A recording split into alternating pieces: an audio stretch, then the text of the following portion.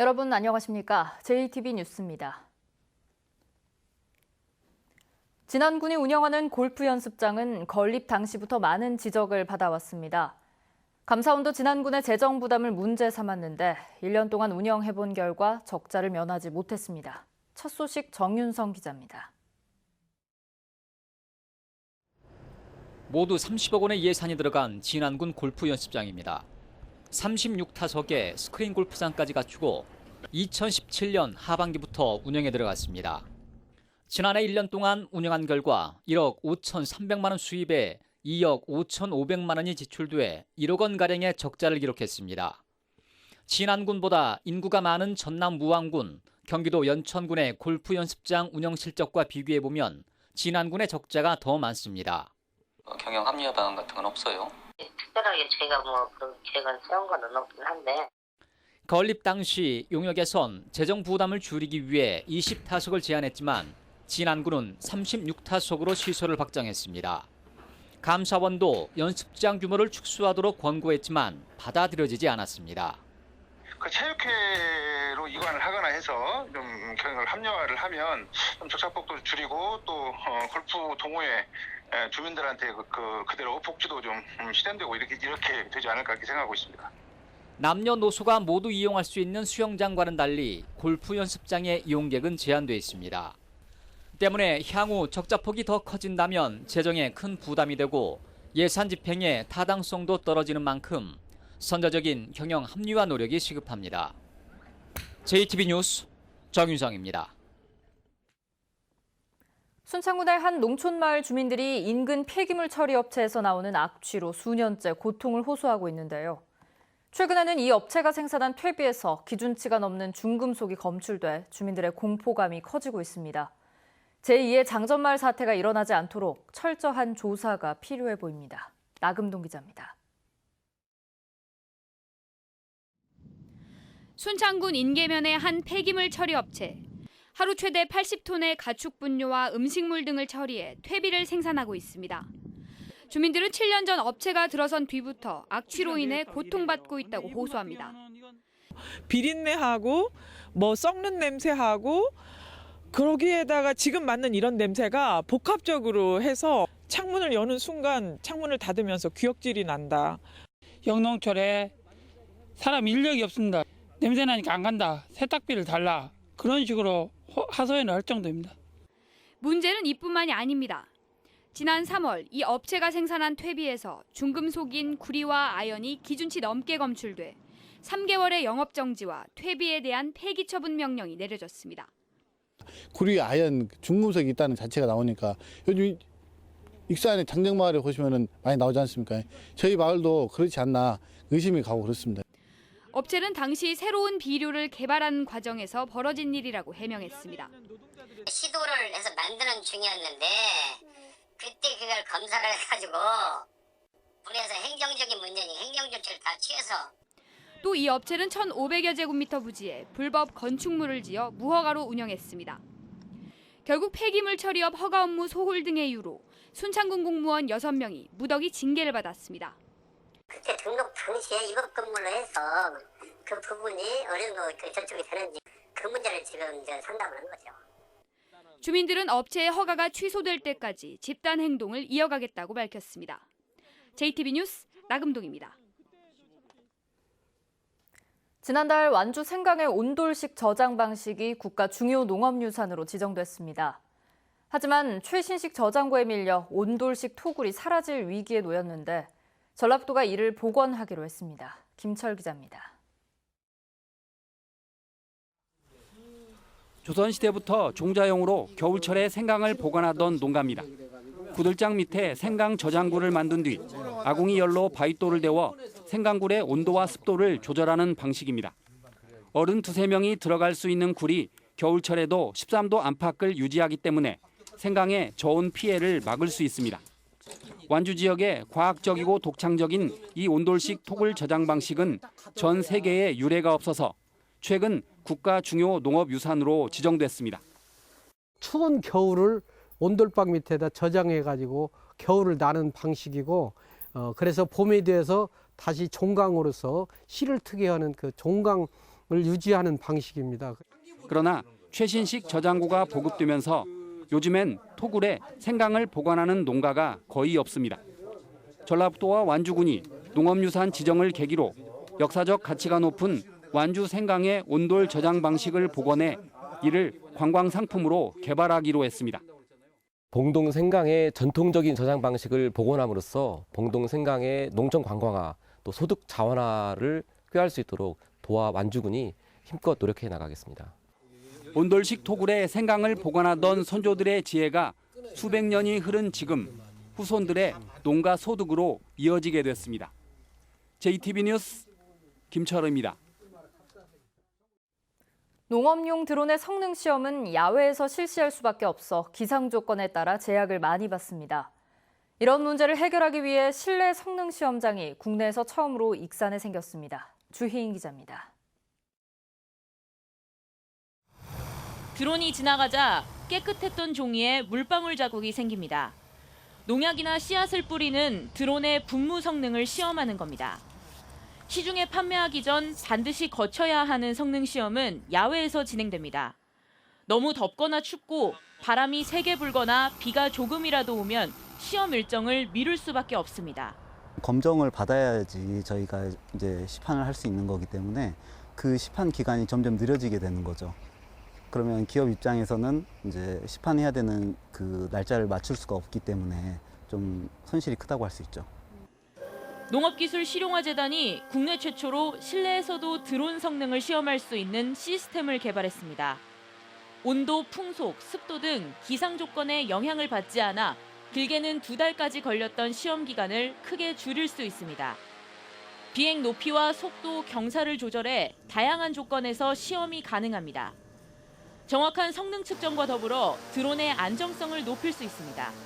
100%의 완전한 제품이 현장에 공급이 돼가지고 우리 농가가 실질적으로 소득을 향상시킬 수 있도록 저희들이 뒷받침해 나가겠습니다.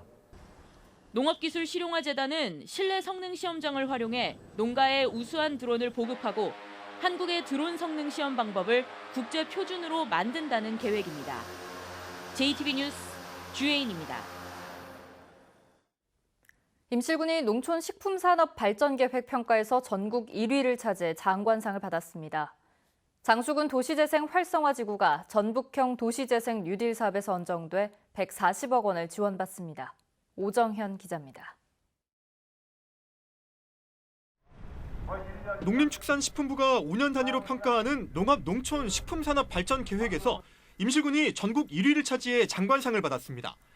임실군은 2019년부터 2023년까지 농촌과 식량, 식품 가공과 관광을 접목한 농촌 활성화에서 높은 평가를 받았다며 앞으로 농업인 삶의 질을 향상하는 데 힘쓰겠다고 밝혔습니다.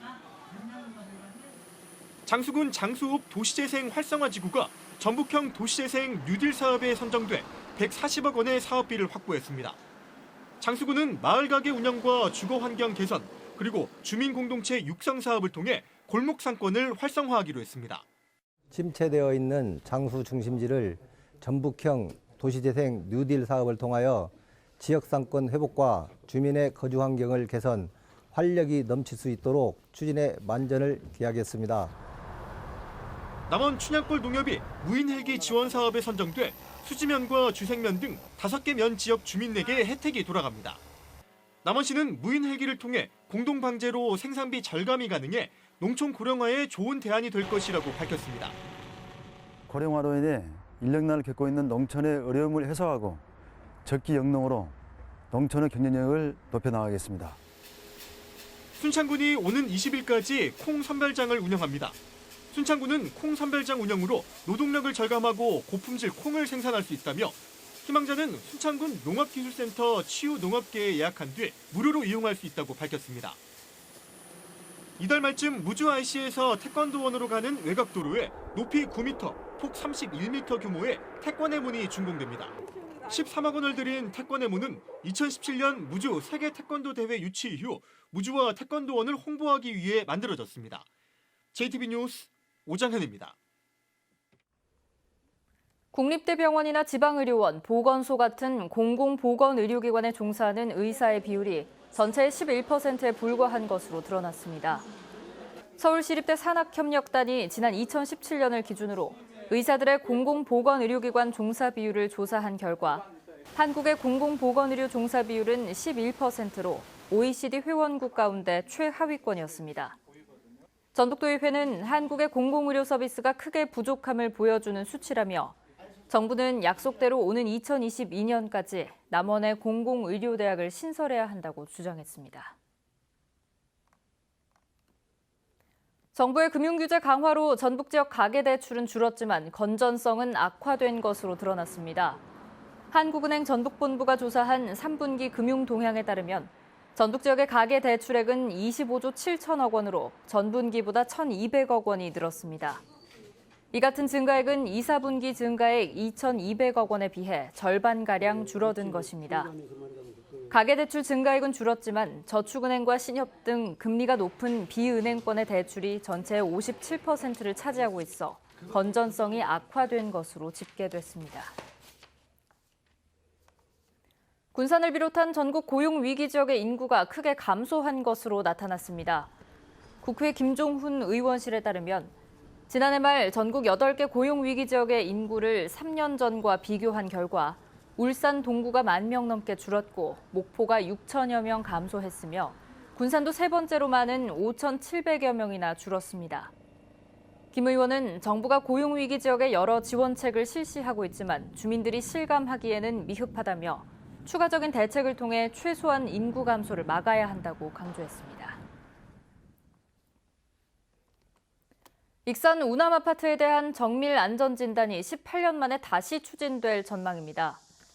익산시가 우남 아파트에 대한 정밀 안전진단 용역비 8천만 원을 확보해 내년 상반기에 안전진단에 나설 계획입니다. 익산시는 2014년 9월 안전진단 결과 D등급 판정을 받은 우남 아파트에 대해 붕괴 위험이 우려된다며 긴급 대피 명령을 내렸습니다. 도민 3명 가운데 2명은 청소년 수당을 도입하는 데 긍정적인 것으로 나타났습니다.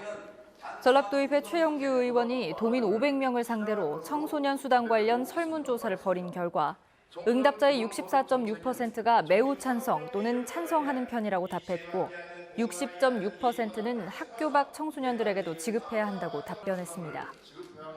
최영규 도의원은 청소년 수당을 도입하면 생애 단계별 보편적 복지가 실현될 수 있고 지역 화폐로 지급해 지역 경제도 함께 활성화할 수 있다고 주장했습니다.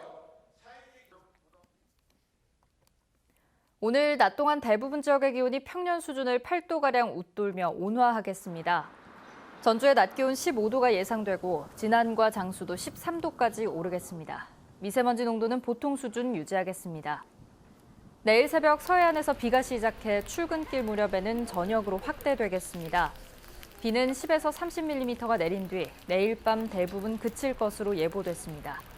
이후 찬 공기가 다시 유입되면서 예년 이맘때 겨울 날씨를 되찾겠습니다. 다음은 JTBC 전주방송에 이웃 돕기 성금을 보내주신 분들입니다. 김제시 청하면 척산마을 주민들이 28만 8천 원. 김제시 백구면 농원마을 주민들이 44만 3천 원. 김제시 백구면 오동촌 마을 주민들이 14만 원. 고창군 고수면 복용마을 주민들이 12만 원. 익산경찰서 직원들이 50만 원을 보내주셨습니다. 성금을 보내주신 모든 분들께 진심으로 감사드립니다.